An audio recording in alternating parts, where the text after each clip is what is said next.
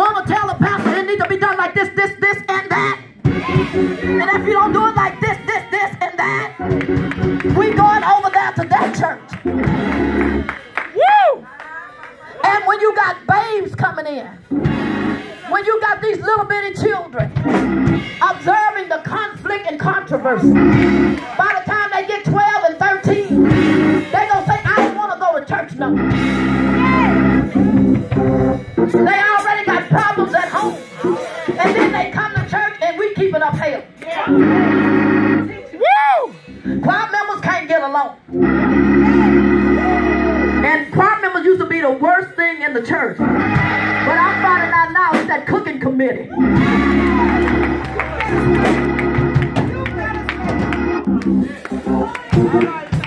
It is the cooking committee. I'm the only one that we have to live. Can't never get that chicken dinner, green beans, potato salad together, and a piece of bread. We have so many problems. Where we gonna get it at Chick-fil-A? Now we gonna get it. We want to get it from churches. Now we want to get it from Bush. And you're right. The problem is because we can't solve that little bitty problem. Now we on the phone calling pastor and first lady. Chicken. What? About some chicken. You hear what I'm saying? Oh, mad because they didn't get a biscuit and a pepper. Oh, said it wasn't going to be an easy task. He told me that the church had allowed the sin of the city to creep into the lifestyles and cause problems in the church. Isn't that what is happening today? Yes. The sin of the city done creeped in. Let me tell you something, the devil ain't that bold. We make him think he that bold. But Satan come in creeping. He comes through the cracks. He comes through the crevices. You know that little bitty piece that we thought we had puttied up. That little bitty. It is that little leaven. Yeah. Come on. Come on. If we don't go ahead on and fix that little leaven, it ain't gonna be but a few days. It ain't years no more. It ain't gonna be but a few days, and now it done turned into a big moat. Now you stepping over the problem. Well, I can't really deal with it because that's my daughter. I can't really deal with it because that's my brother-in-law. But God is saying, I'm about to deal with all y'all. Because before I let y'all tear up my church, before I let y'all take authority over what belongs to me. Yeah. Now, I don't want to put you to sleep, but don't take me there. I ain't got to worry about it. I'm going to run y'all out. The deacons ain't got to fire you. If we don't do right by God, God fired me. Don't let me stand in this pulpit if I'm not doing right by you. Don't let a man tell me we come and give you your resignation. You ain't got to. God fired me last week. I just come back to get my suitcase.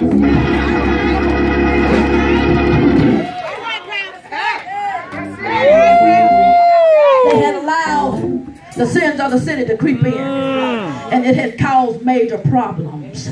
Paul began to tell me about the great city of Kerens, because he said the city was taking over the church. He said, Tessie, let me tell you, as we sit there, he said the city was full of prostitutes, pimps, and dirty politicians. The city was dirty. But Paul said, let me tell you something, Tessie. God was getting ready to send a preacher. And that preacher was going to come. And he was going to bring some reforming.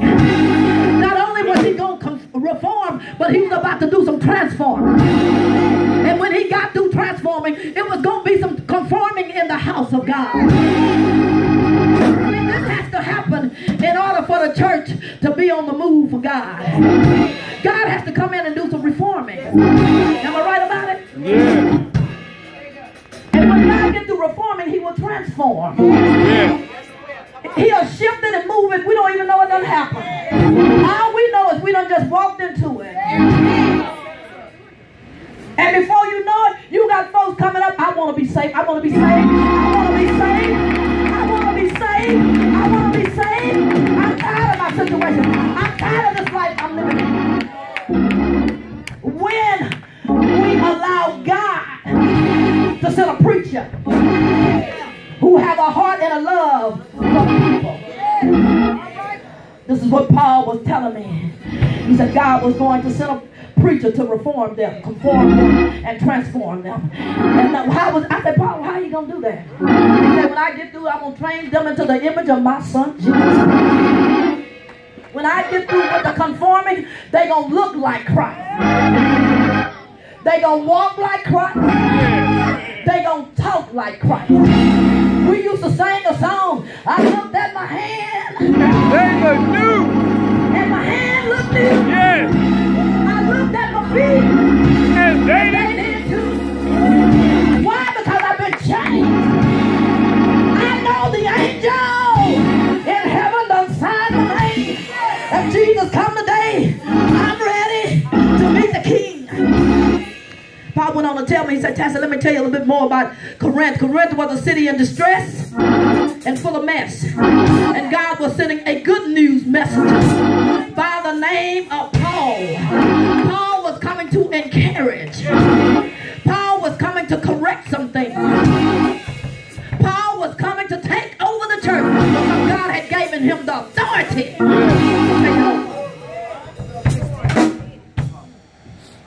I began to think about, when I was sitting there with Paul, I began to think about Kerens, the city of Kerens, and I started, the first thing that came to my mind was the city of Las Vegas. If you need a picture, if you need an image of what Kerens was in biblical time, ain't nothing new under the sun.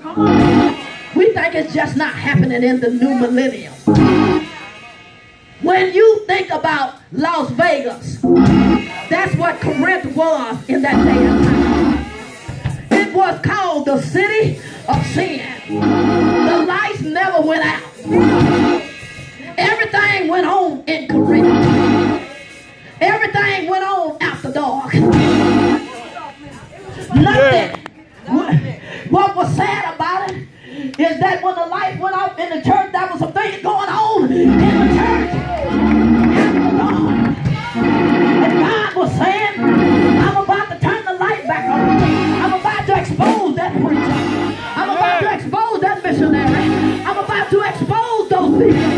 I'm about to expose those church leaders. God said, I'm about to do some exposing. I'm about to turn on the light.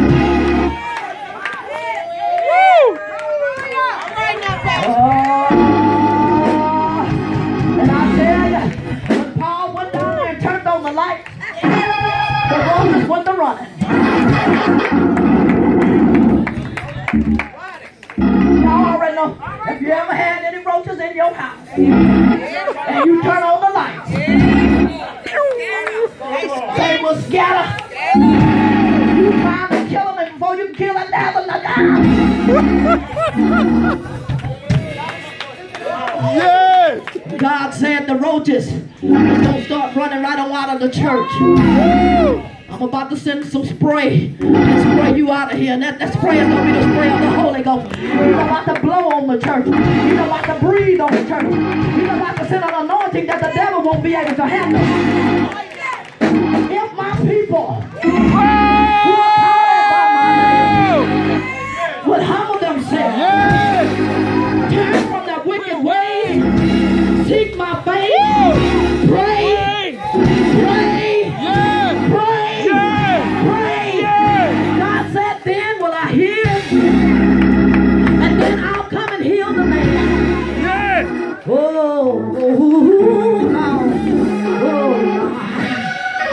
God was about to take over the city. And not only was he going to take the city, but he was going to take the church. Because the church was going to be the one that was going to bring the city in. You do know that the church is not supposed to be just sitting here as a cute building. That's right. That's right. I drove up and I'm like, wow, this is beautiful. But beauty is vain. Yes, it is. Yes, it is. We're not operating under the ordinance of God. Yes. It's not enough no more to have these big mega churches and don't have Jesus. It's not enough to praise, dance around in here and not have Jesus. It's not enough for us to do all of these things we do under the umbrella of God and Jesus is not in the house. I hear the Lord say Jesus is standing on. Jesus is standing, trying to get into the church. But let me inform you that he's not trying to get into a building made by the hands of man. Jesus is trying to get into your church house. For we are the temple of the Most High God. And if that temple is unclean, if that temple is dirty, if that temple is filthy, Jesus said, I can't come up in there. I can only dwell in a clean temple. We're going to have to have the spirit of David and say, Lord, purge me with his son. We got to be bold enough to come up to this altar. Can I step down? Yes. And tell right in front of the congregation, like we used to do. I don't know, I'm going to say this and I'm going to keep moving. But when I was a young girl, I got pregnant before time. All right. All right. Out of wedlock. That's all right. I got One thing the church made me do, along with the permission of my mother, was walk down that aisle with my little pot belly in front of the church, stand up before the church and say, I want y'all to forgive me for I've sinned against the Lord. Now I didn't have to tell them what the sin was. It was evident. About what I had did was showing up on me.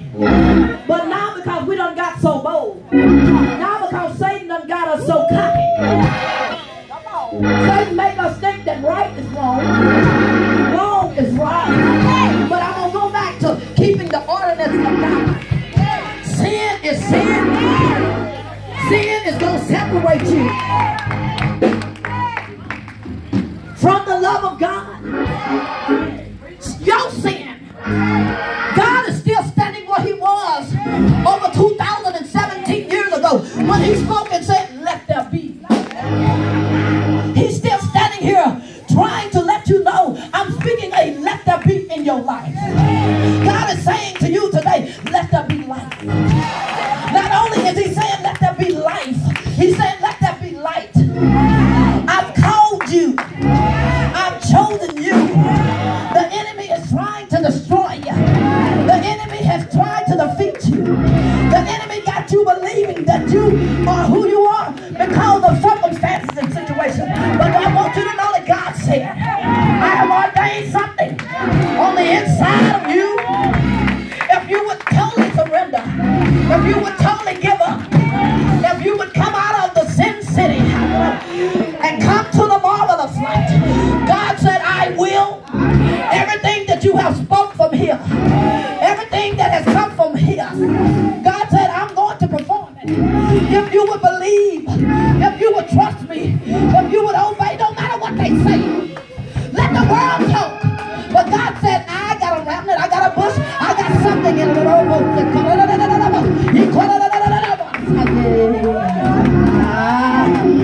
Do it, Jesus. Set her free. Set the captive free. In the name of Jesus. Ain't nobody love you like Jesus. Baby girl. Nobody can do you like Jesus. God had chosen and called a man for the assignment. A man that he knew that could fulfill the task. And I asked Paul, how did it happen? How did this take place that God would send you into a city that was so corrupt with sin? Paul said, I could identify with them because I used to be one of them. I said, what you mean, Paul? He said, I used to be one that didn't like them church folks. I used to be one that hated Christians. Now, he said, Tassie, let me tell you what we used to call them in the way. are in the way. All you that think you all this and a bag of chips in the church, I want you to know that most of the world just think you in the way. Most of them say she in the way. But what God has ordained, can't nobody touch. Paul said, I used to go after them in the way people. I was on my way with a letter in my hand. And I was going down there to Damascus. I had a list of names. And I didn't care how many days I was going to stay there. I was going to bounty hunt until I found them all. I had a hit list. And I was going to make sure Patricia got caught and put in jail for going around talking about she's an apostle. I was going to go after this beautiful woman of God right here. Run around talking about she's a doctor saving souls and reaching the lost. Saul said I was going after him. But on his way, on his way,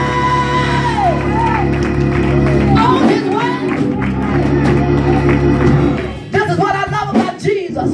Jesus, who is the way. He didn't even realize that Jesus was already on Damascus Road.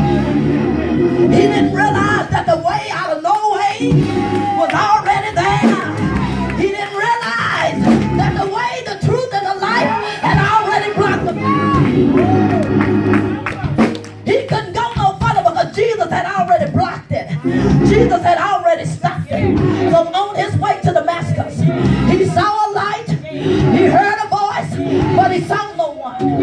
He walked around with the band of men. Did y'all hear that? Did y'all hear that? And it sounded like thunder to us. It sounded like a voice, but it could have been thunder, Paul. But God had already knocked him. Knocked him to his feet. And Jesus said, Saul, why are you fighting against me? Saul, why are you fighting against me? You can't keep kicking against the prick. What is already been ordained. What is the ordinance of God. What has already been set in stone. I just wrote it on some stone for Moses, but I sent my son, who is the chief cornerstone.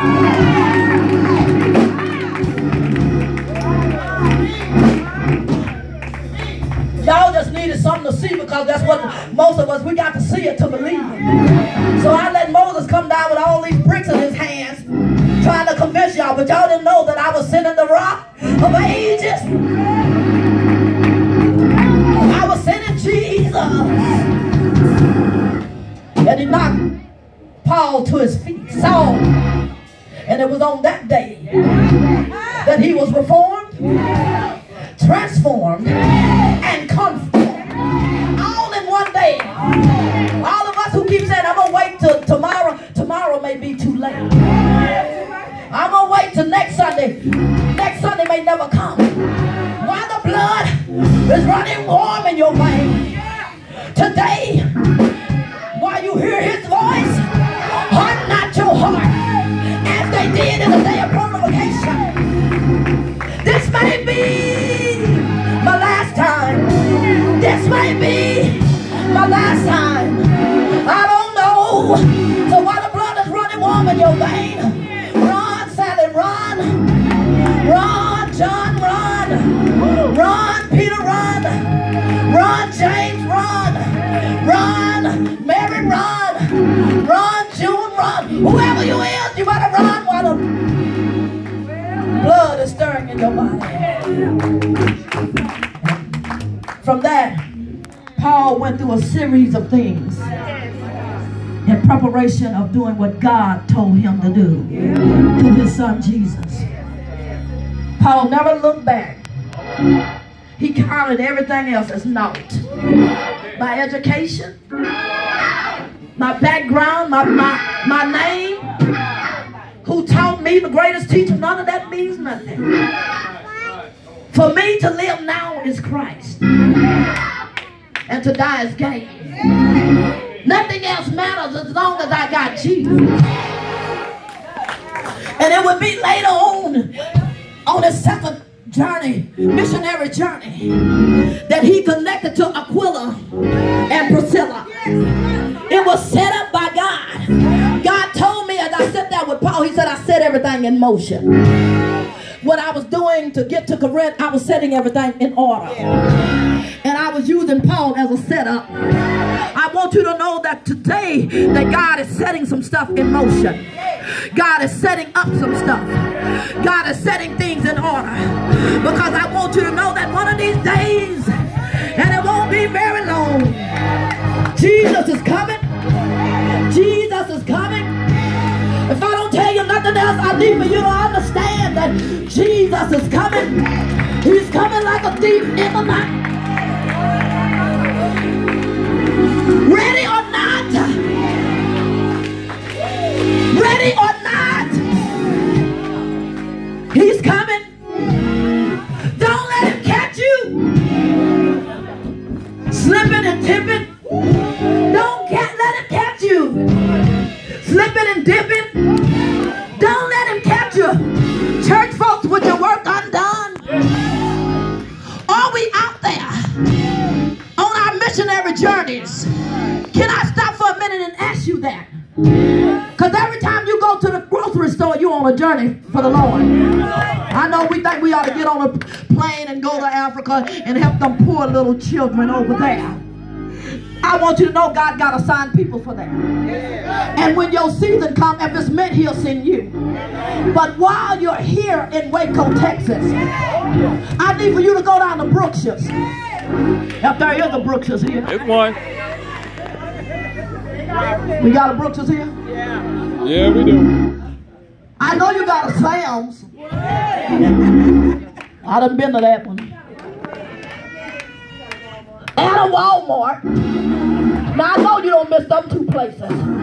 So when you get your basket, get ready to go into Sam's. When you get your basket, get ready to go into Walmart. Before you step in the door with your grocery list, ask God, what is my mission for being here? I know I'm supposed to be picking up some eggs and some milk and a loaf of bread. But while I'm in here, send me down the aisle. And that sister that may be going through, give me the discernment. Give me a sign not to be so caught up in getting the groceries. Let me be able to stop and say, how you doing, beautiful? Is everything? I just feel something. I want you to know I love you. You ain't got to go into no major details. God will do the rest. She was waiting on you. Do you hear what I'm saying? He was waiting on you at the car wash. He was waiting on you at the gas station when you pulled up in your fancy car, and you don't even have time to say, how you doing, my brother? Because you get out of your fancy car and you so proud and lifted up that you just want them to see you. You just slowly walk away from your car so that they'll know this is my car. But I want, baby girl said you can't pay the note. I didn't, she said. But I want you to know, ain't nothing wrong with it, but don't leave Jesus out.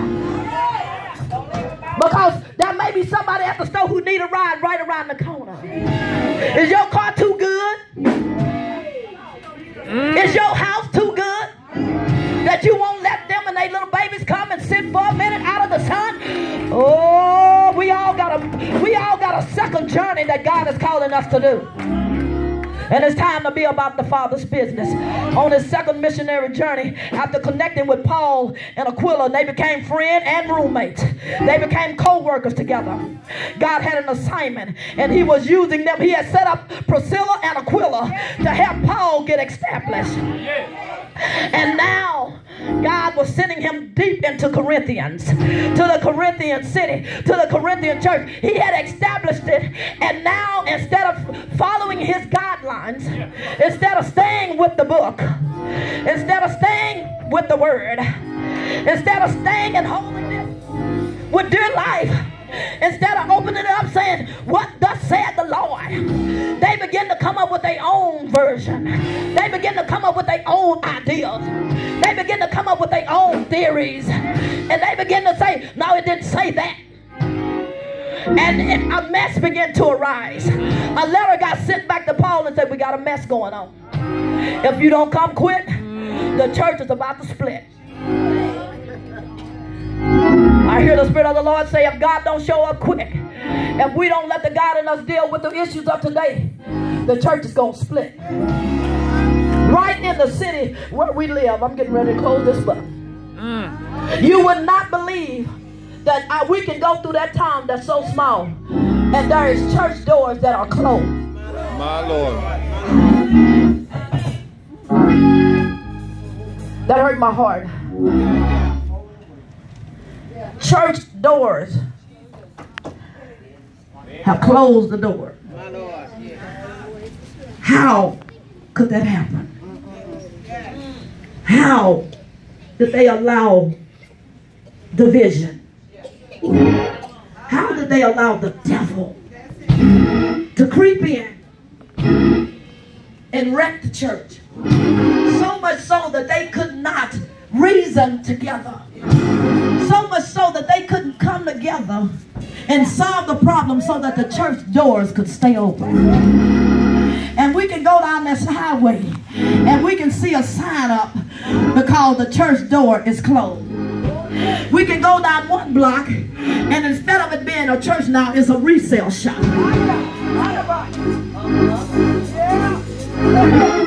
We're failing the Lord. If we don't allow God to have his way in the church, if we don't allow God to do what he wants to do in the church, our church doors are going to close. You say, that's impossible. No, it ain't, because I can take you to Kerens and show you. But if we don't find ways to adopt our children in, if we don't find ways to keep them happy about Jesus, if we don't find a way to get out of the church and jump around with the kids, the church door is going to be closed. My God, you're right. Because dearly beloved, I will use myself. I'm more closer to the grave than I ever been. Do you hear what I'm saying? Don't mean that God can't take a little one. But I must face the facts. I was out there yesterday because we had a big fun day for the kids, getting them fired up, pumped up for school. And they would tell you, when the children come, I put on children clothes. I don't walk around and say, children, I'm like Jesus. They'll run up on me, grab my leg. Okay, hold it now. I got bad knees. Don't bend me over. Somebody got to help me get up. They will tell you that I get on the ground with the kids. And then I have a big problem because I can't get up. But the babies, they done tackle me to the ground playing football. I'm going to tell you how we're going to have to keep the church going. The children got to see that we real. That we're touchable. And that we're reachable. Suffer the little children to come unto me, and forbid them not, for such is the kingdom of God. Yes. Unless you have the spirit of a child, unless you humble yourself like a little child. We too grown in the church. But I let God know I'm your baby girl. And Daddy, somebody hurt my feeling.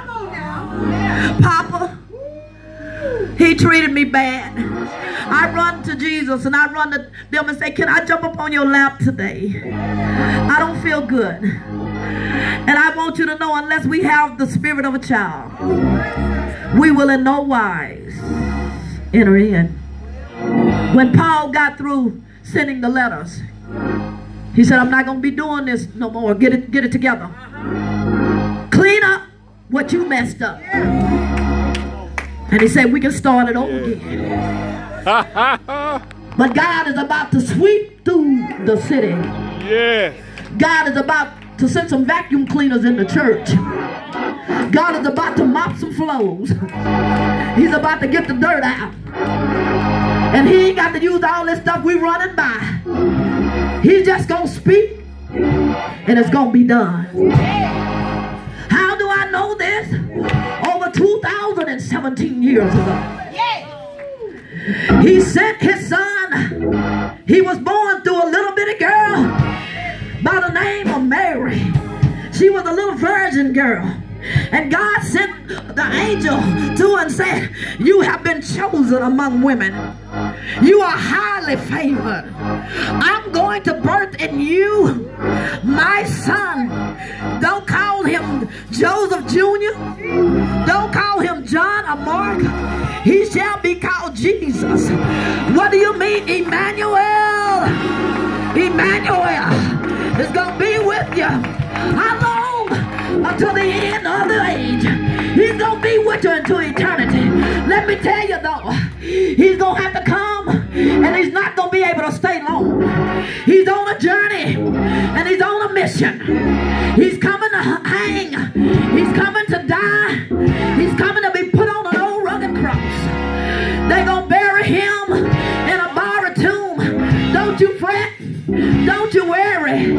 Jesus had to tell his disciples, although your heart may be troubled, if you believe in God, believe also in me. But in my Father's house are many mansions. If it were not so, I wouldn't. But I'm going away. I got to go. But I'm going to prepare a place for you, that where I am, you may be there also. But in my Father's house, there's good rooms. I got a room for you. I got a room for you.